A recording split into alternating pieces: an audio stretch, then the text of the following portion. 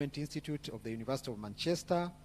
He is an economist and private sector development expert with 13 years of experience working in senior position with the World Bank, International Finance Corporation, and Tanzania Private Sector Foundation. And he has worked in several sub-Saharan African countries. Teri's alma mater include the University of Dar es Salaam in Tanzania and University of Edinburgh in the UK. Each has 20 minutes of presentation. If you can squeeze yourself within 15 minutes, that will be appreciated. But I'm lucky, my panelists are young, so, and we've been talking a lot about, in these 3 days, about African history, heritage, and culture. And let me remind them that it includes listening to your elder brother. So I hope you'll keep time. And let me thank you in advance for keeping time. So without much ado, I think, is the presentation by Engineer Francis ready? Yeah, okay, okay. So the audience, with much ado, let me invite Engineer Francis to deliver his presentation. Karibu.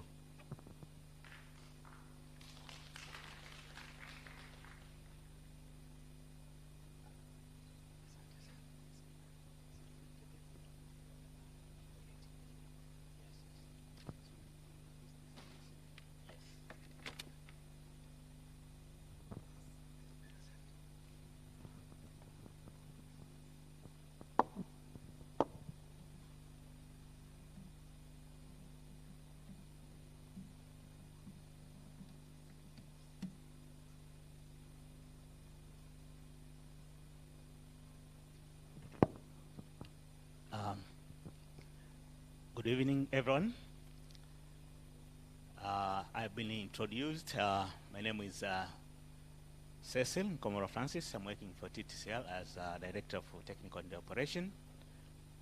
Actually, the one who was supposed to be here today in this very special event is Engineer Peter Ulaga, the Director General for Tanzania Telecommunication Corporation. But has been occupied by some other important issues outside Dar Es Salaam, so I'll be speaking on his behalf, and I have a presentation for you regarding the state of African connectivity, and my presentation will be focusing on telecommunication. And one might ask why in this very special event of Mwalimu Nyerere we have such kind of a topic. It is very important because telecommunication is directly related to the well-being of the people, and it has impact to the economies of various countries. A study which was done by International Telecommunication Union between 2010 and 2017 came with the finding that whenever there is an increase of broadband penetration in terms of fixed connectivity, there is also an increase of 0.8% in the GDP per capita. So as we meet here today to discuss various issues, it is also equally important to look at the state of connectivity in terms of telecommunication. And though this is like the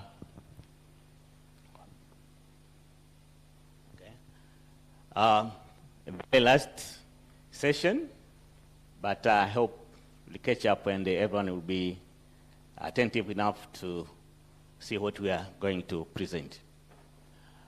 I'll take you through a little bit about the history, because we cannot talk of where we are today without mentioning where we are coming from, what we've gone through for the past several years in the perspective of Tanzania, and I'll touch also issues related to national ICT policy, the status of teledensity, and then I'll move on to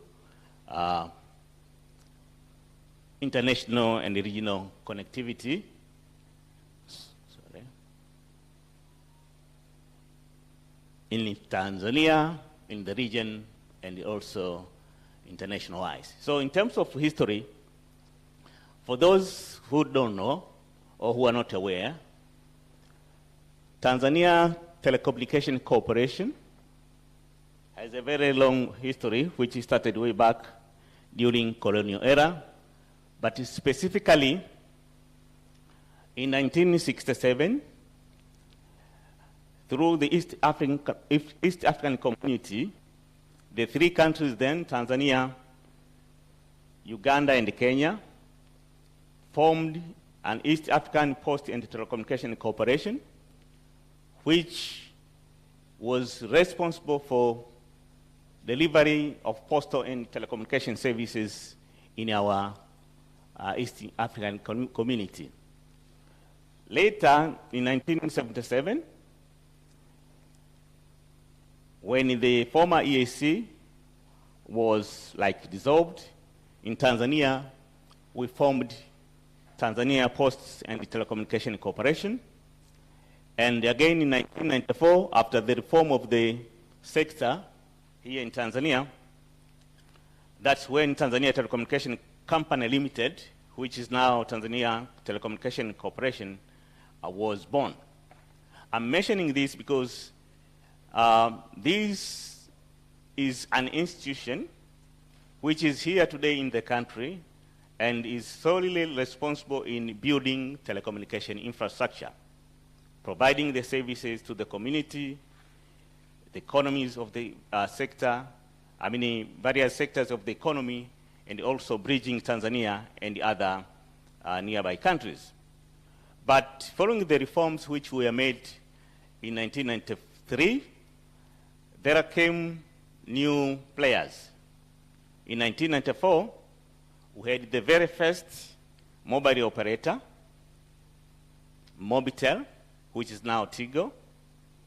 1996, a new player came in, Tritel, but unfortunately, the license was revoked in 2003 because of several issues related to non-compliance, and basically, the company had to be warned off. In 1999, Zantel and Vodacom came in. 2001, Celtel came in, which is now Airtel. And 2015, the player, Halotel, also came into the play. This is the history of the players who have been working and providing telecommunication services here in Tanzania. Again, issues which are very important to be known. The history which I've just presented was also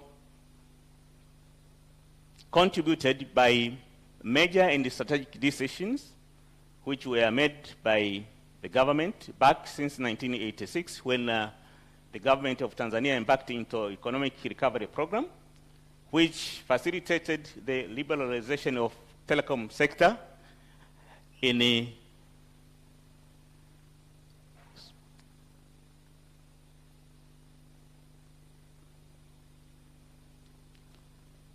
which facilitated the liberalization of telecom sector in 1993.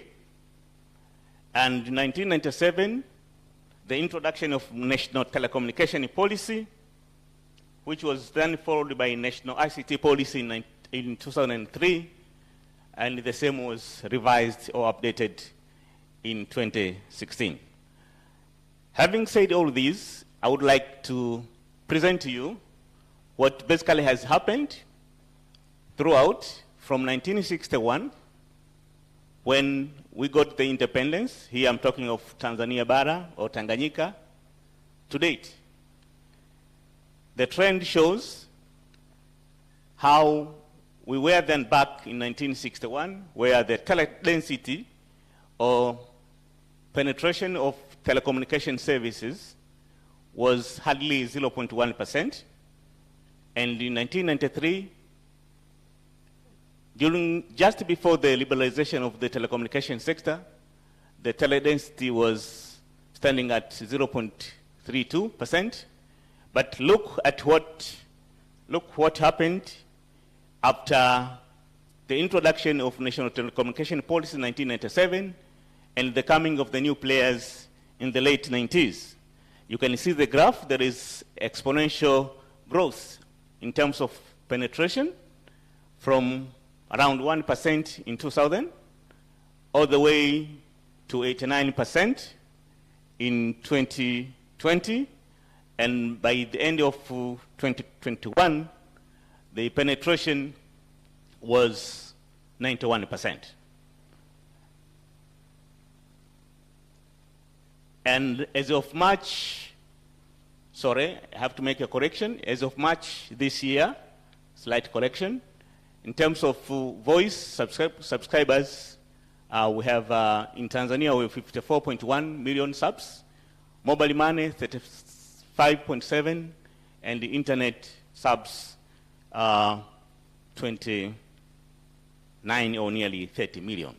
This is what has happened throughout, and it has been so because of the strategic decisions that have been put into, that were taken, and the measures which were put in place to ensure the telecom sector is fully transformed here in Tanzania. But the key or the game changer basically was the National ICT Policy, which was formed in 2003.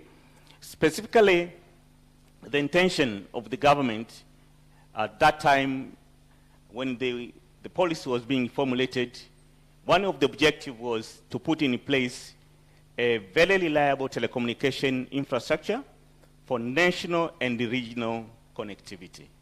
So my next slides will take you through what has transpired thereafter following the formation of National ICT Policy. And this is what we have. It's the heart, the backbone, is the pillar of communication, not only in Tanzania, but also in neighboring countries.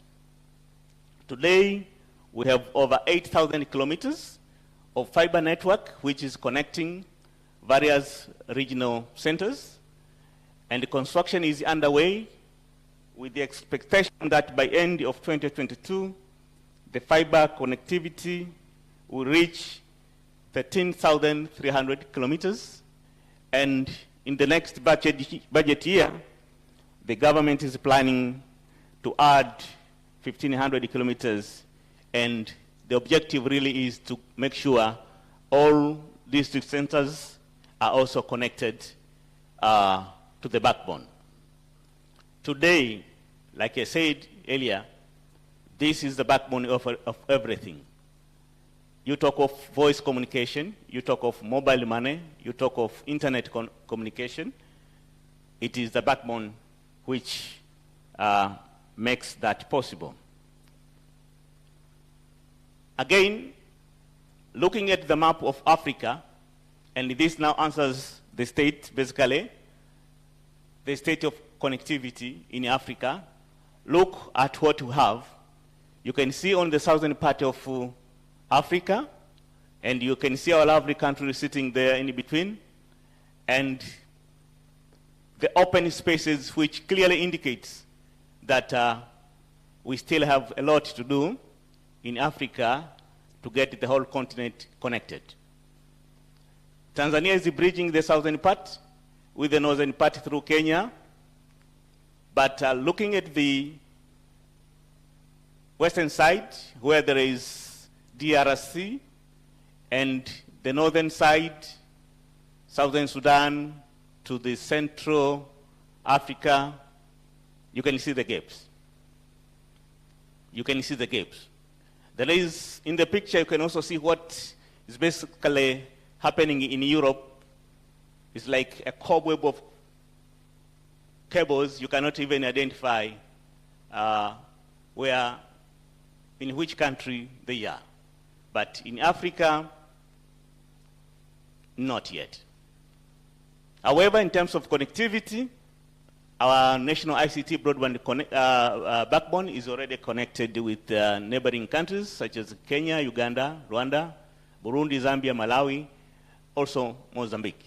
The only one which is missing in the picture is DRC Congo. And you may understand because of the, we have Lake Tanganyika, but I'm not saying that this is not possible. I do believe in the next few years we'll have Congo connected as well. This strategic decision was made by the government of Tanzania, like I said, back in 2003, and it is in conformity with the agreement which were reached in the SADC bloc, but also EAC, to ensure each member country participates and contributes very well in ensuring the continent is connected. In terms of international connectivity outside Africa, we have the submarine cables. These are the ones which makes Africa part of the global village. Without the submarine cables, there's no way Africa can participate in the global economy, neither can it become part of the global village. So, looking at various countries in the western part, you can see we have several cables which are connected, but in Tanzania, for now, we have 3 submarine cables which started operation back in 2009. That was SEACOM, EASY 2010, and SEAS 2012. So briefly, this is the highlight of where we are today in terms of regional connectivity, like I said earlier, international connectivity, and probably we should get now the summary, and this comes from GSMA. After having said all that, let's look at the statistics in terms of connectivity. Again, because once you have the backbone, you have the infrastructure in place, the end objective is to get the customers connected. But to date, if you look at the sub-Sahara region, those are the statistics. In terms of internet connectivity, by 2020, it's only 28% of the population in the sub-Sahara region that's connected. And we have a huge gap of 53%, which are basically covered by the network, but they don't use or have access to internet. And 19%, which is completely uncovered. No infrastructure at all. This is the actual status of what is happening in the region, sub-Sahara region. Why is that? There are several challenges that I may point out. Few of them include low investment in infrastructure development. We have minimal, or we are lacking collaboration between the member countries. There is a huge gap in terms of skill gap and the dependence on Western developed countries. We are almost importing everything. I'm speaking with experience coming from the telecom sector. When I say we are importing everything, I mean it. Even a steel structure which is supposed to host the equipment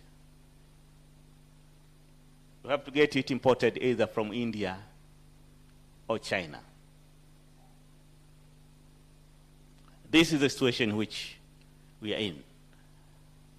So, Mwalimu Nyerere once said that without unity, there is no future for Africa. His statement is correct even today, even when we look or we talk of telecom sector. Looking what is happening in Africa, we may ask ourselves whether we are there yet. Have we reached where we want to go? No.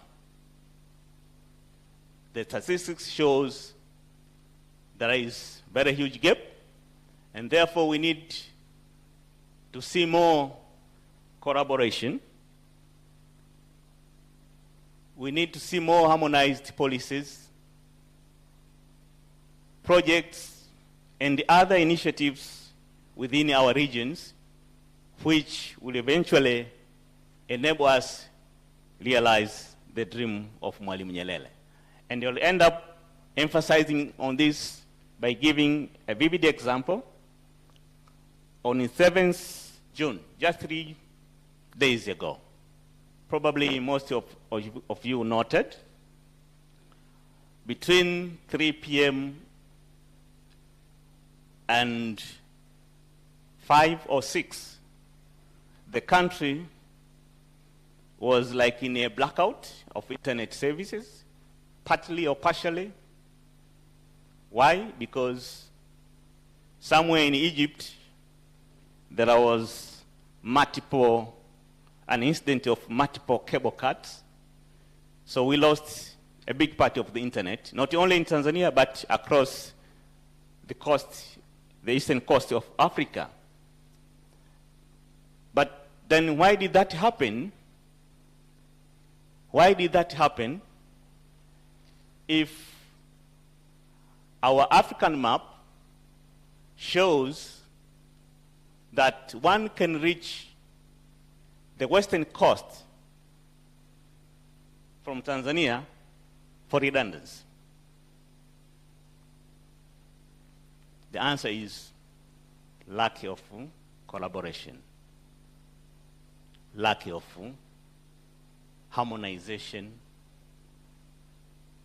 of initiatives in our region. So as we keep on discussing the issues of importance to our region, I think it's equally important to address the challenges on the telecom part, on the ICT part, because they definitely have impact to our people in Tanzania and in the region. Asanteni sana kwa kunisikiliza. That's the end of my presentation.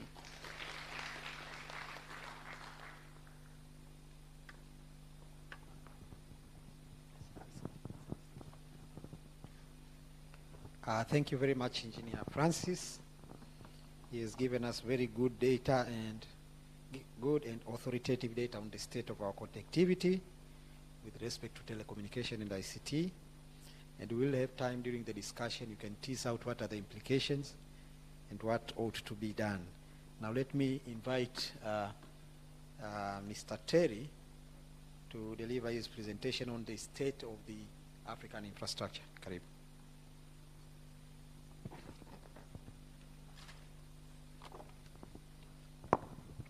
Good evening, everyone. Let's hear a bit of more voice. Good evening, everyone.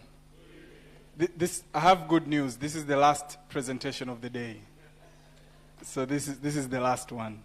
So let's get a bit of energy before I start making the presentation. Yeah, it's okay. Perfect. Thank you. I think for those who are like in the liberation struggle, we only heard it through our elders when they used to say, "Long live." Long live the Pan-Africanism, long live. So can we try that one? Long live Pan-Africanism, long live. Long live the liberation thoughts of Julius Nyerere, long live. Long live the liberation struggles of Samora Machel, long live. Long live the sacrifice of Chris Hani. Long live. Long live the liberation efforts of ZANU-PF. Long live. Long live the democratization effort of Moshood Abiola. Long live. Long live the our way too. So thank you very much. Thank you very much for that. And I think we have the energy to just do one more presentation.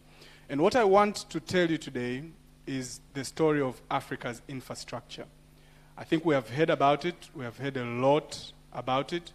But I just want to take a very different angle and just open your mind a little bit about Africa's infrastructure and the role that it plays.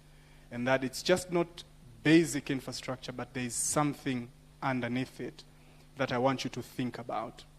And I think we have heard about neocolonialism, neo-imperialism, all these discussions that have been going on about the Chinese, about the Americans, about the World Bank and the rest of it. And I think a lot of that, we can find it in infrastructure. It can become a very useful tool for us to understand where Africa was, where it is at the moment, and can be quite predictive of where Africa will be tomorrow. So lend me your ears for the next 15 minutes, and I'll see if I can at least can convince you through that.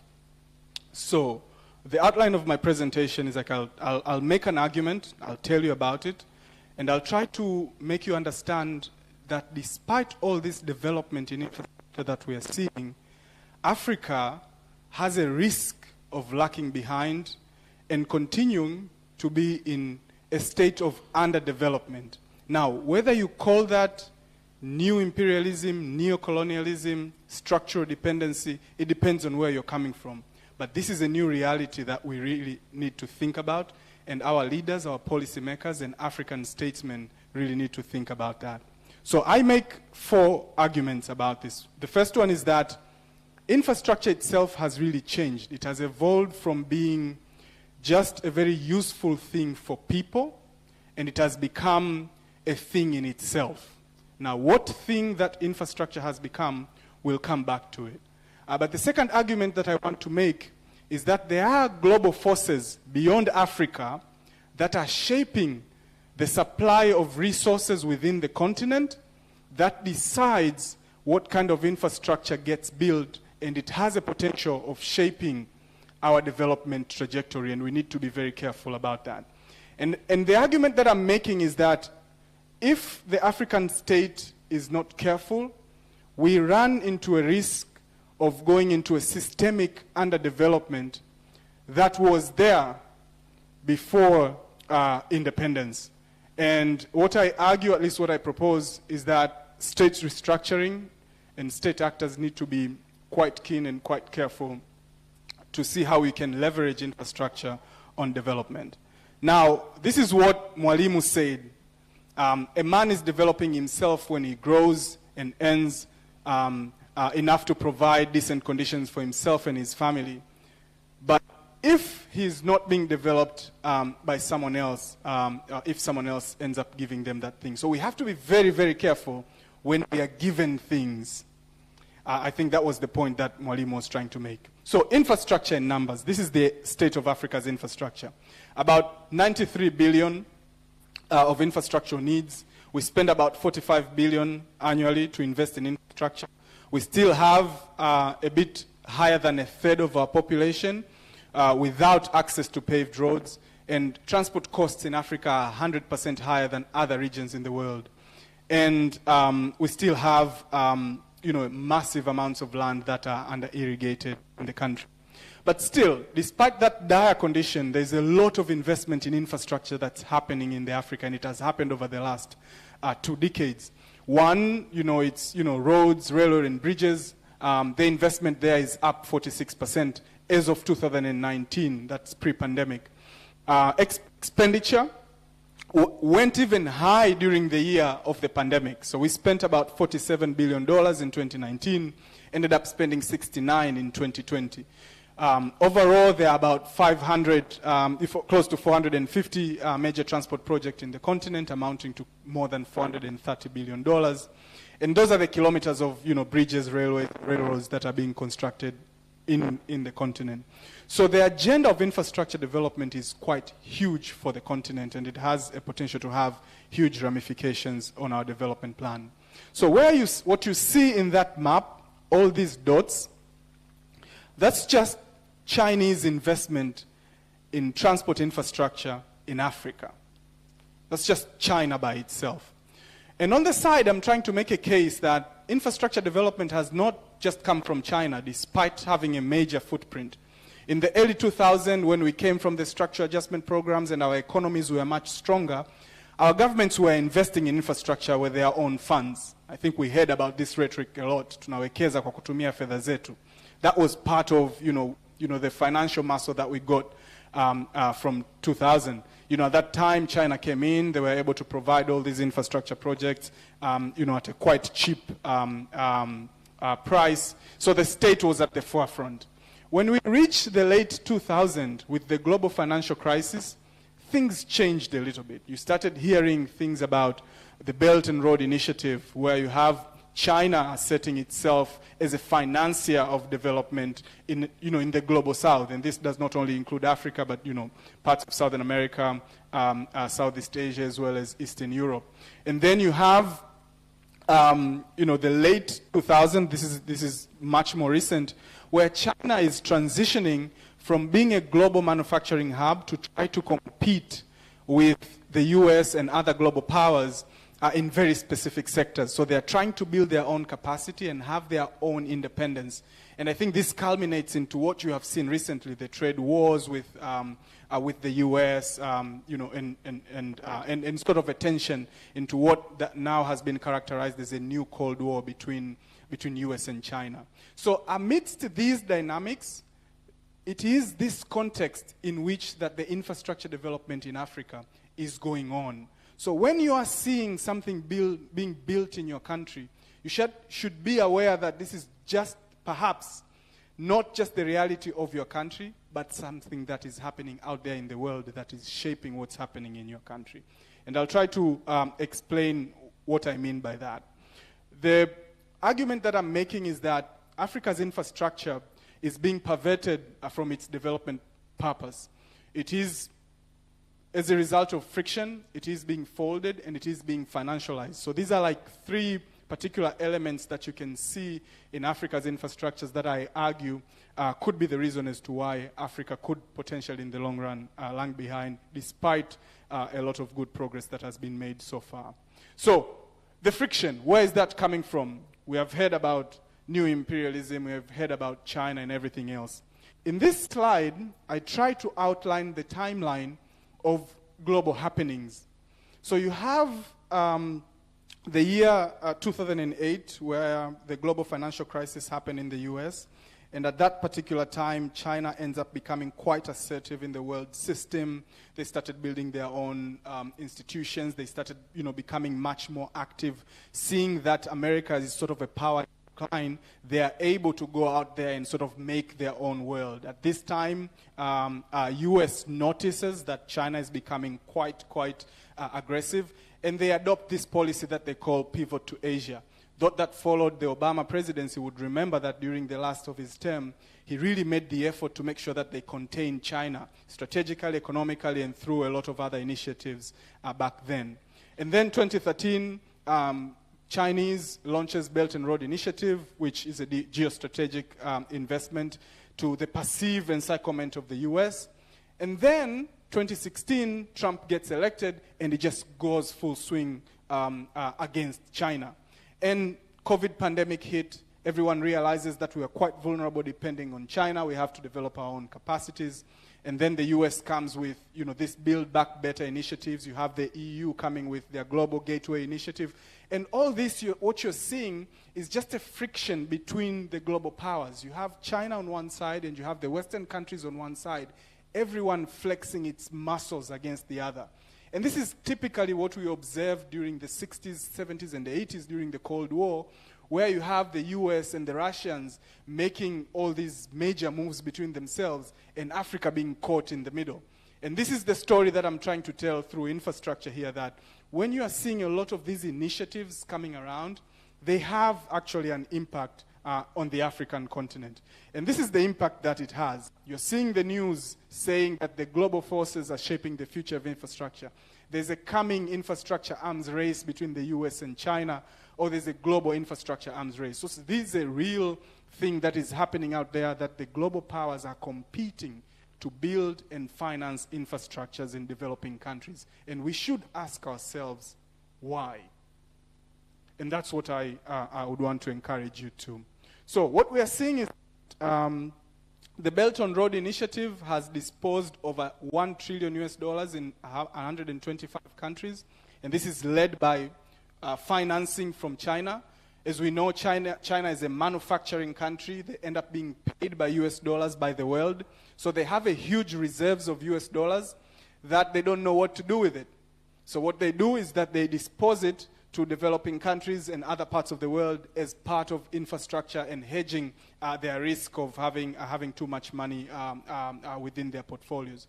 But you also, again, have the US with the Build Back Better World, where they want to compete with the Chinese Belt and Road Initiative. So when you read these documents, you see it's a strategic competition from the US to all these, to counter China's advances within other parts, including Africa. And again, as I said, the EU has also launched their own initiative in November last year, pledging $300 billion, and they're also marking it to go to infrastructure.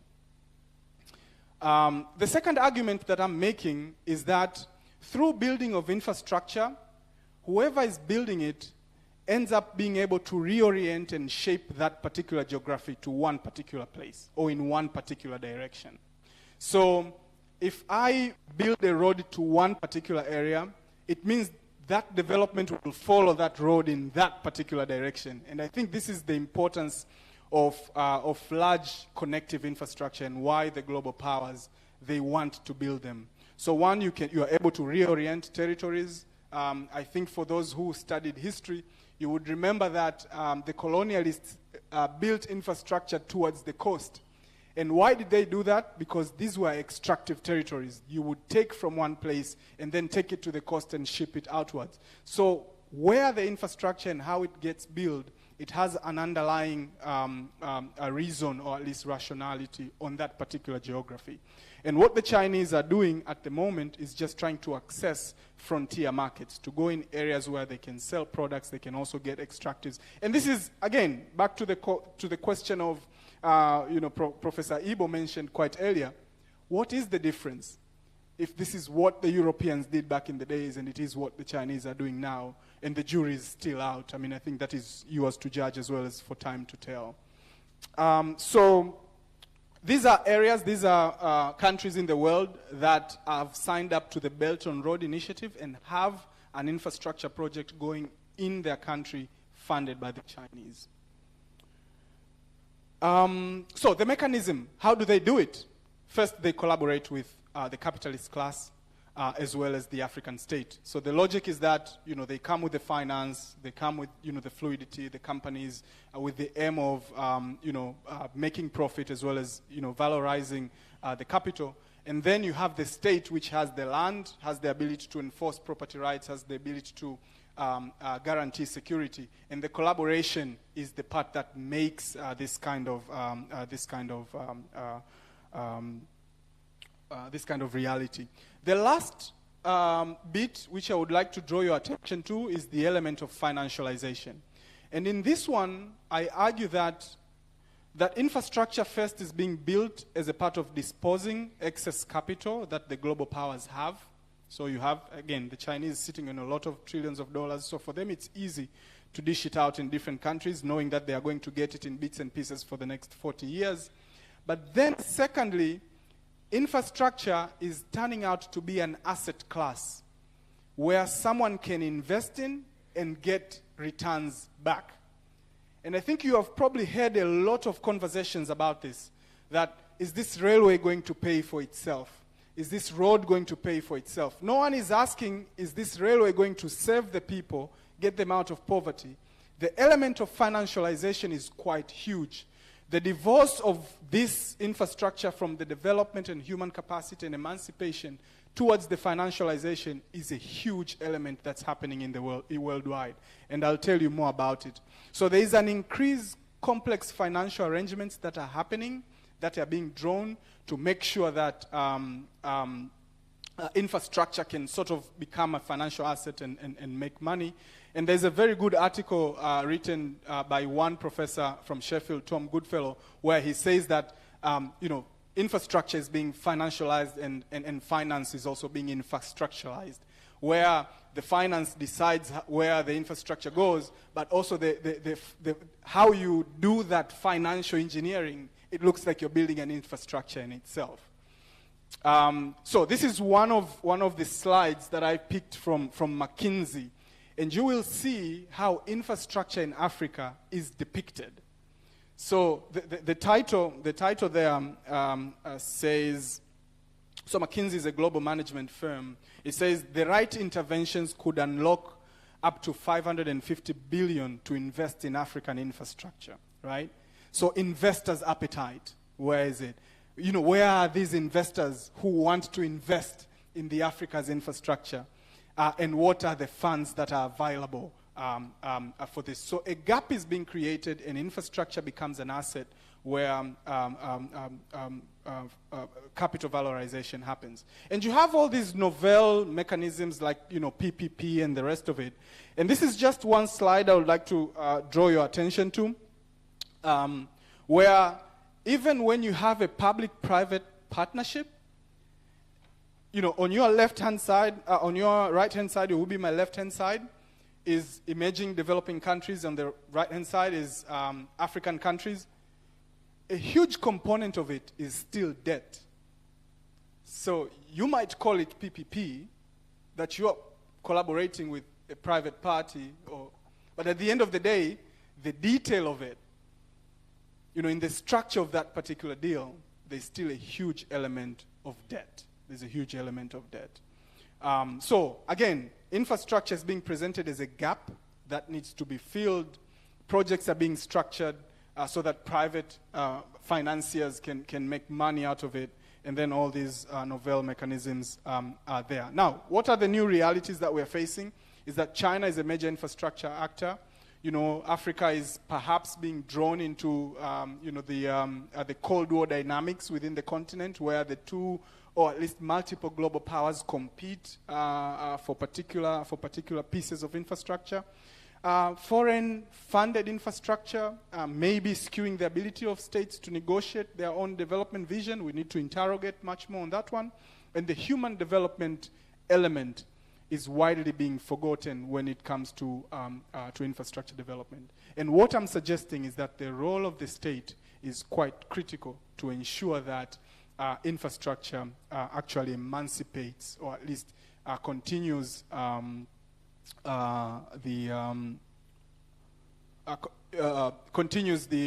Pan-Africanism, the liberation of not only the economies, but also not only the politics, but also the economies of the people. Now, the state is a very important actor because the state, has an ability to collaborate, to bargain, to negotiate, and to reject some of these things. And we have seen it. I think back in 2015, Tanzania said no to a particular country that was trying to build an infrastructure in Tanzania, and so forth. So state has the agency.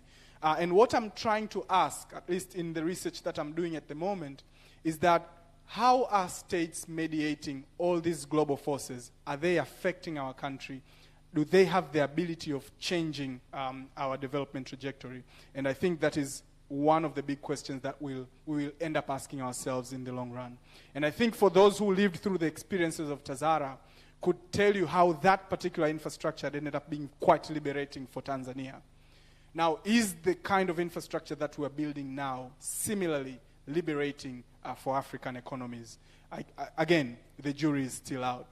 Again, this is the part where Mwalimu said, and I think it's very, very important to remember, that if development is to take place, people have to be involved.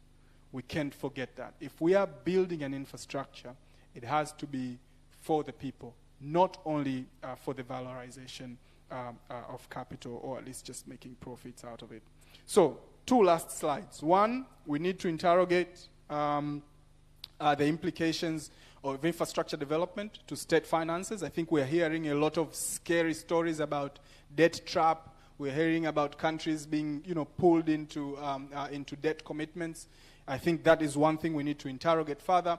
But we also need to orient the designs and outcomes of projects so that they are able to provide value to the wider economy. I think that's a very important part. But also strategies of the state, how the state mediates the capital that comes into the country is quite critical to avoid systemic underdevelopment. We don't want to have a politically free state and then it having an economically dependent infrastructure that you're supposed to, that weighs in on your own budget and things like that. So that's a very important thing that we need to interrogate. And the last item is that addressing aspects of human development on infrastructure is quite important. I'll finish up with a quote from Mwalimu again. He said something very important, that capitalism means that the masses will work and a few people who may not labor at all will benefit from that work. The few will sit down at the banquet, and the masses will eat whatever is left over. And now, are these global powers doing that to us? And he ended it up with a question, and this was in Khartoum, 1973. Should we really let our people starve so that we can pay our debts? Our infrastructure, getting ourselves into that zone. And thank you for listening.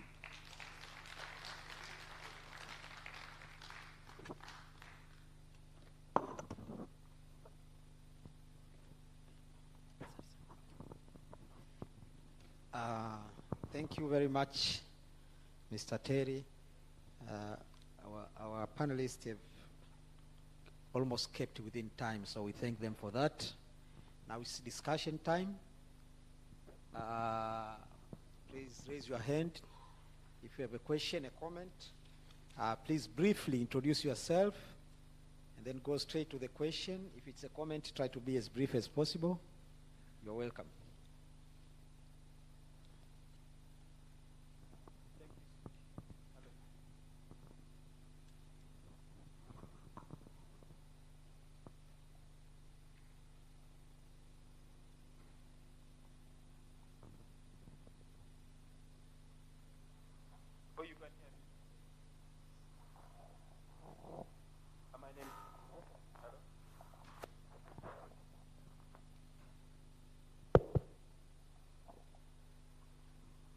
My name is Sifas. I'm a consultant and I'm from Uganda. My question goes to the first presenter, engineer from TTCL. You are speaking of, about regional connectivity. And I think you're going to help me understand something that I've been battling with for the last so many years I've been in Tanzania, where I have to make a phone call to Uganda, to my mother, and the amount of money I have to pay, I'm making just a phone call, it is exorbitant. 10,000 shillings, they give you, I think, less than 10 minutes of making a phone, conversation, okay? So the recommendations you're saying to harmonize, the harmonized, policies and collaborations. So is the collaboration or the harmonization of the policies in relation to the state against the state within Africa, or a telecommunication company in a state vis-a-vis a telecommunications company in a different state? That's what I wanted to understand. Asante. Thank you. Yes, next, yes, Professor. Yes, thank you very much for the presentations. I enjoyed them both. I would like to direct my questions to both presenters. To the first presenter, I wanted to find out, why is it there's no state-owned telecommunications company? If this is such an important aspect of the security, connectivity, and the future of the country, why would any government give up what would be one of the biggest money-making aspects of the economy? Why would Tanzania allow only foreign companies to be involved in the telecommunications? What about the state? For my young colleague, Mr. Teri, there are a number of questions I'd want to ask you about your conception of infrastructure. The first is the figures that you've presented about foreign investment in Africa. I think they are incomplete. You've only given the Chinese foreign investment. Is the Chinese investment bigger than the British investment, the French investment, the German investment, or the Japanese investment? For us to accept your argument, we would have to have some basis for comparison. And we did not have that basis for comparison. Second point, you made an argument that in the Cold War, and as I said in my presentation, we don't use that language, that in the Cold War, there was struggle between Soviet Union and the West with respect to infrastructure. Could that be true? When, in fact, it was not a Cold War, but it was, in fact, Africans were fighting for independence, and the Western countries were opposed to that independence and destroyed the infrastructure and went against the infrastructure plans that they made. So I want you to clarify, if you said that after 1994, when South Africa had formal black majority rule, there was competition, your argument may be more persuasive. But before that, this would be another question. The last point I would want to ask you is about investment in infrastructure. The United States has just passed, in the past 3 months, a major infrastructure bill. There was no question in the United States infrastructure bill that the money was going to come from the state. The United States that goes and tells other countries that they must promote private enterprise, because it is known that the only entity capable of doing the large-scale investment in bridges, road, rails, ports, airport, is a state that takes the responsibility. So this language of private-public partnership, why is it the United States sells it to other countries, but it doesn't do it itself? Why is it the United States itself goes into state-owned investment and finances? The last point I would want to make is that Africa needs infrastructure. And we hope that there are many more young people like yourself that will be doing the research on this infrastructure. Because we know that any African infrastructure initiative is destroyed. In Libya, the biggest investment in Libya was by the Libyan state. It wasn't public-private, it wasn't Chinese. But what happened to that infrastructure? It was bombed by NATO. So you're discussing infrastructure outside of the context where NATO, the United States, the World Bank destroys African infrastructure.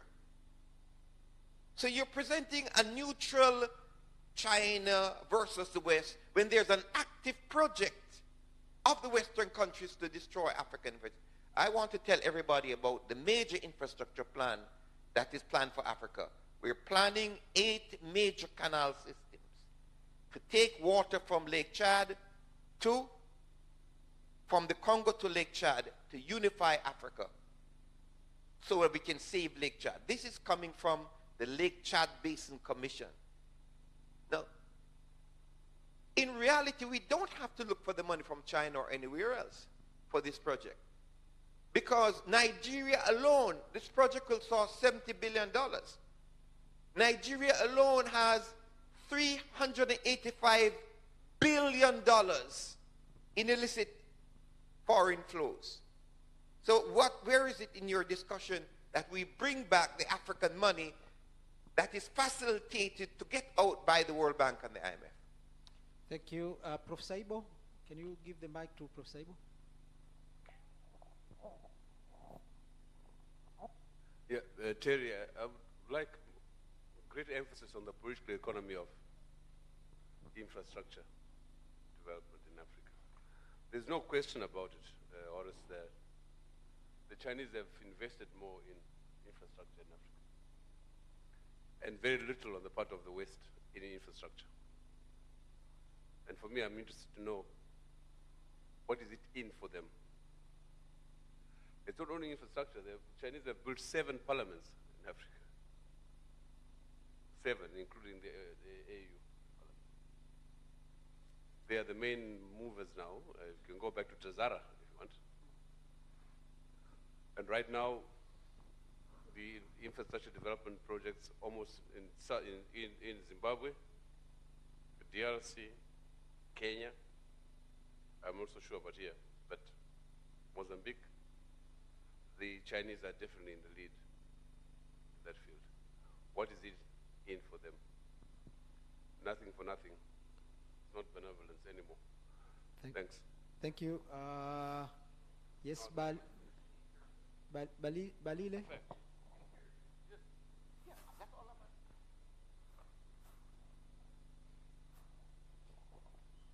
My name is Balile Deodatus. I congratulate the presenters, but my questions go to Terry. But before indulging into questions, I better tell a short story. Africa has opted to China because of the tendencies, caliber, and the processes of negotiating loans from the West. There is this so-called no objection question. In most of the time when Africa put in place projects, it could take up to 10 years before being implemented, because you would be waiting for no objection until the project is overtaken by the events. I'll give you an example of the Tanzam Road. By then, Tanzania sought the funding from the Western countries to build this Tanzam Road from Dar Es Salaam to connect Zambia. They said it was not economically viable. And then China supported Tazara, the Freedom Railway. When they realized that China was coming in, immediately they brought the money to finance Tanzam Road. So you could imagine, why did they rush to fund Tanzam Road while they had said it was not economically viable? In 2009, I was in Kinshasa and then in Lubumbashi. China lended 9 billion USD to DRC. Now they were saying China is pumping in a lot of money and there is no absorption capacity for African countries. The story changed from being economically viable to absorption capacity. But while we are told China, the Chinese are bad, I was trying to Google here. I came to realize, as today, China is holding US Treasury bill worth 1.05 trillion USD. So US is borrowing a lot from China, but we are being given reasons, oh, Chinese are crooks. When you take money from China, they will remortgage your railway, you remortgage your kids. Remember the statement by Obama when he was contesting for the State House in 2008. He said we should stop mortgaging our kids to China. And now my question is, if we know all these so-called secrets, if US is going to borrow in China, what is bad for African countries to go and borrow from China? And if you can access easy, of course, the propaganda is too huge. When I attend almost every international conference, the war is against China. And of latest, when we are talking of USSR, no, it's no longer USSR, it's Russia. And Russia, the war in Russia is not about Ukraine and Russia. Again, it's an economic war. German was growing at a supersonic speed. How do you keep peddling them? You break them by starting a war, diverting their attention from investing. Oh, I'm taking too long. So is it a sin for Africa to access cheap, quick, and reliable capital for investing into the infrastructure? Whilst our colleagues are taking the same money, but you are told for Africa, we are told it's bad money. Thank you. Someone with the, please don't repeat the same kind of questions. The young man with the yellow shirt, I think that will be the last one. Thank you. My name is Sami Oscar Mkemwa, and my question will focus to the second presenter. My first question is, does Africa fit into One Belt, One Road initiative? If yes, how does African interest can be protected from this project? Thank you. Thank you. That was the last question, but will be unfair to ladies. Can we have at least one question from a lady who is ready? No, he doesn't,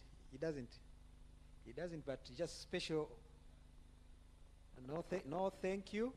So now let's allow our panelists, I think that was the last, let's allow our panelists to respond first.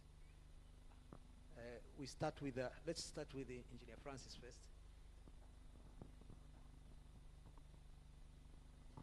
Okay, thank you. Let me respond to the first question from a colleague from Uganda. The question was basically about a roaming agreement, because you were talking of the high charges of calls when you are here in Tanzania making calls back to Uganda. Would you respond that based on the EAC agreement, which was made several years back, and we understand that Tanzania was a bit late to join into the agreement, but back in 2021, around May, Tanzania also agreed to join in the One Network initiative. I understand that the implementation has not been done yet, but at least at the level of states, the agreement has been reached. So when I was talking about the harmonization, yes, I meant both at the state level, just like what has been done, but also to the level of the operators. I'll give you an example which cites the level of operators, and this is a typical one. For instance, today, if I want to make a call, say, to Burundi, you know, that call is basically routed via friends. If you are making a call today, say from TTCL to Bujumbura, the call will be routed via Orange in France. Why? So these are the issues that we need to work on. When we're talking of the collaboration, working together, harmonization, these are the areas which really we have to work on for the purpose of improving the service to our people, but again, reducing the cost. Because eventually when you route your calls all the way to Europe, then back to Africa, you are making those people in Europe benefit from your resources. So that's one. Again, you go to the level of internet, like I said earlier, we had the incident and the region was like completely isolated from the global connectivity for 3 hours, and that's huge losses. Those are the issues that we have to work on at the state level, again, at the operators level. The question which was posed by the by professor regarding why we don't have a state-owned company. Yes, the question is why? Why did this happen? Because if you look at the history, we used to have state-owned companies. Back in 1980s, when the liberalization started taking place, as in Africa, what we opted was to privatize or sell the companies.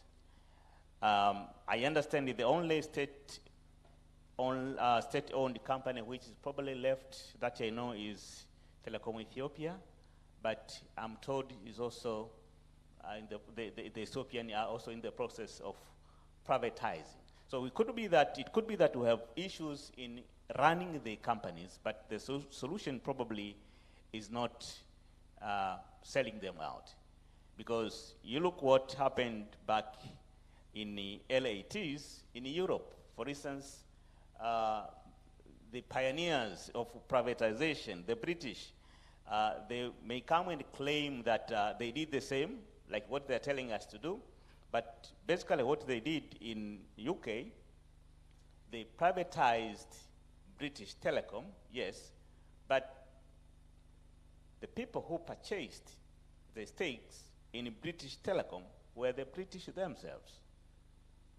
But what is happening in African countries is we'll allow the external private investors to come in and take the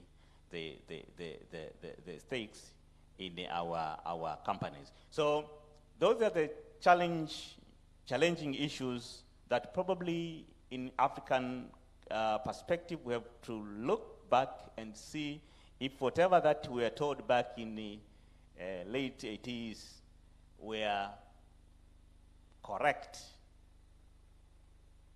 to us.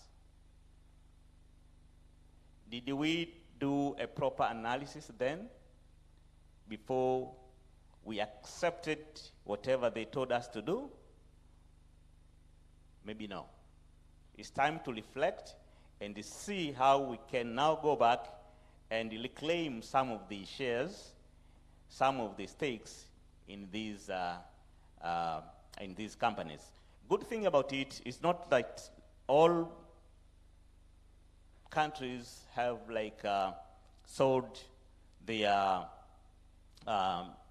companies in full. We still have example here in Tanzania. Back in 2016, you understand what happened. For those who are here in Tanzania, the government purchased back TTCL. They took back the 35% shares from the private investor, and they say now TTCL should remain as a wholly owned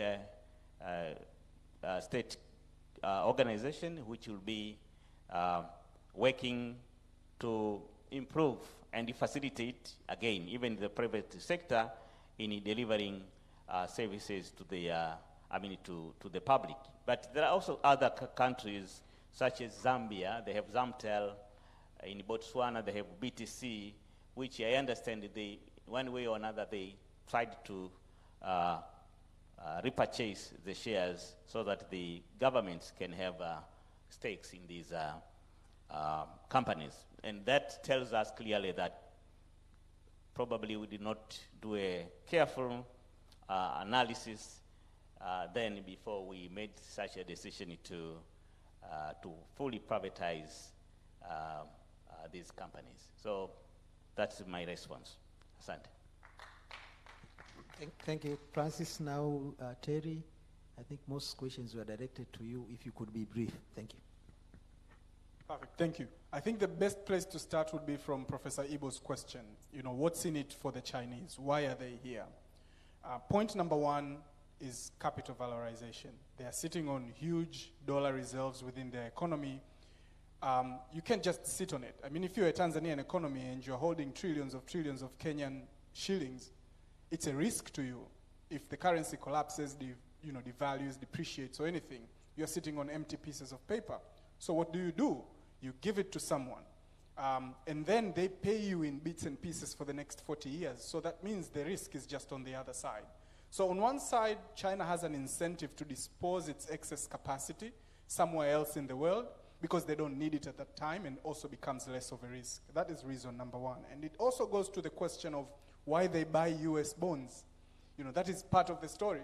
You have US dollars, you don't want to sit on it, and US is your biggest market. What do? You just buy their bonds. You give them a lifeline, they end up, borrowing more within their economy, they buy more of your products. So for you, it's a bit of a win-win. So you hedge your risk, but as well as you continue to make the other market dependent on your product because you are the manufacturer. The second one is the excess capacity. China, after the global financial crisis, they ended up, in order to recover quite quickly, they embarked on a huge, massive infrastructure development. They went from 0 kilometer of high-speed railway to be the most networked high-speed railway country in the world. They connected with high-speed rail 75% of their cities. Now, after you do that, what do these companies do? They're just sitting there with technology, with manufacturing capacity and engineers. You send them out there in the world. You subsidize them, they go out. Now, when they go out, you give them a financing modality that, one, comes from China. It solves your dollar problem. You have to get a Chinese company. It solves your engineering problem. You have to get Chinese products. It solves your market problem. And this is why it's quite easy to get financing from China, because at the end of the day, you end up solving all this crisis of capitalism that they are facing within their economy. So that is the third reason. The fourth reason, which I think is equally important, is geopolitics. The fact that China, a lot of people forget, and probably our fathers during the liberation struggle would remember, it was the African countries that helped China get its seat back in the UN. Without developing countries, without China boasting as the leader of the developing countries, they are not a global power. It is we that gives it the legitimacy. So for them, they have to maintain that close relationship with African countries. And I think there was quite an interesting paper that was published quite recently that shows Chinese financing in Africa and the location of investment related to where the heads of states and head of governments own home regions. You'll be surprised. It's a very interesting article. There's a huge correlation onto where these projects from China ends up in. So there is also element of geopolitics, making sure they want to maintain diplomatic and close relationship with African countries for all these global geopolitical reasons. So I think that's a good place to start. Now that brings me to my second response, that if they are behaving like the West, are they the same? So if what we used to get from the Bretton Woods institution is same as what the Chinese are offering, just a bit faster and quicker and with less conditionalities, are they the same? Are they better? And those are the questions that I'm trying to ask now with my research. The bigger question I'm asking myself is that when we deal with the Chinese as a state, do we behave differently? We used to negotiate for 1 year, 2 years with the World Bank. Now we just negotiate for 6 months. What does it do to us as a state? That's the number one question. And there are documented cases. Zambia moved from 20% of debt to GDP from 20% to 99% in 10 years, in one administration. Huge part of it, Chinese lending. Now, that is just a simple case, and that is just one element. But you have another country, that's somewhere close to us, and it's bordered to, to an Indian Ocean, that's having a problem with its people now. They built a good Chinese-built railway, but they don't want to release any details of it. And there's, a lot of pressure from the civil society and everything. So the question I'm asking with my research, and I don't know the answer, does dealing with them and not having all these, let's say, transparency clauses that all these, Western institutions have, does it change our behavior as a state? Does it make us forget and make sure that, we don't need to listen to the people. We don't need to have an infrastructure that, we go to communities, mobilize them, make sure, all the Tazara thing. No, we just want to do something quick, 2 years, get it done, cut the ribbon, get the pictures, and on to the next. does it make us do that? And these are the questions that I'm asking. The last point on that particular element is, what could it have much more broadly than one particular infrastructure? So I'll give an example.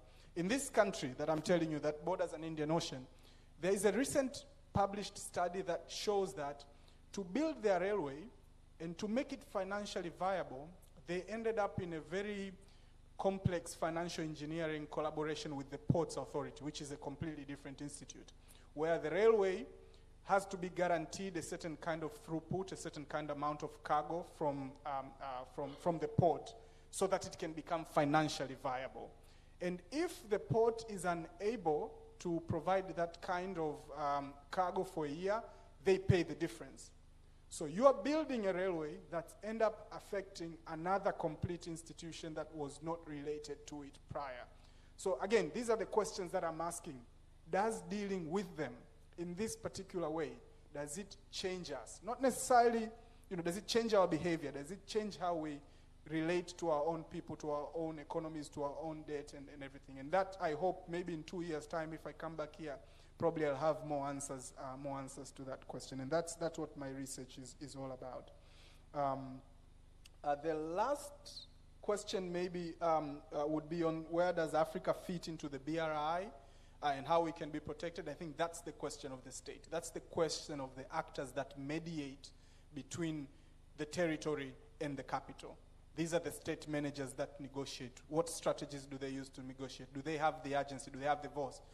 When the Chinese person comes and says, I know there's a project that is being designed in my bank and there's financing and everything, what does the state do? What does the head of that particular unit do? Do they leave it to them to do the feasibility study and everything and then get it done? Do we get involved? Do we get into the details? Do we assert our own thing? So I think it's the question of agency, and that's a very complex question because I think it really depends on a lot of factors.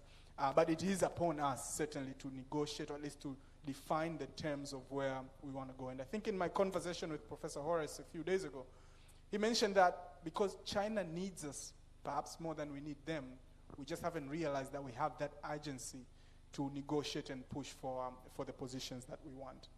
Last but not least, the Tanzanian Highway, I'm happy that it was brought up. It's a very good case, and I think that was what I was trying to mention in the Cold War of infrastructure. Because the moment the Americans realized that the Chinese are building us a railway, they went to build a highway right next to it. Now, the question I'm asking myself, is that kind of competition happening now? Are we building two infrastructures of the same kind, going in the same direction, funded by two different people, because they're all competing for that particular territory? That's the questions that I want to leave everyone with. When you see an infrastructure being built, you have to ask yourself these questions. Why is it being built? Where is it being built? What's the logic behind it? And these are the questions I think I'll hope to answer for the next 2-3 years of my research. And certainly I'll try to compare it between China and non-Chinese. So Professor Horace, when we meet here next time, God willing, I'll be able to tell you, the difference between the Chinese and the Germans and the Japanese and the Americans and how that's working out differently. It's still work in progress. Thank you very much. We can continue that conversation with a glass of wine later. So, remember, I think we all agree that we had the panelists had done justice to this session, and you have been a wonderful audience. So, would you please join me in a round of applause to ourselves? So let me return the session to the organizers. I guess there are housekeeping arrangements. Somebody from the organizers? And thank you all.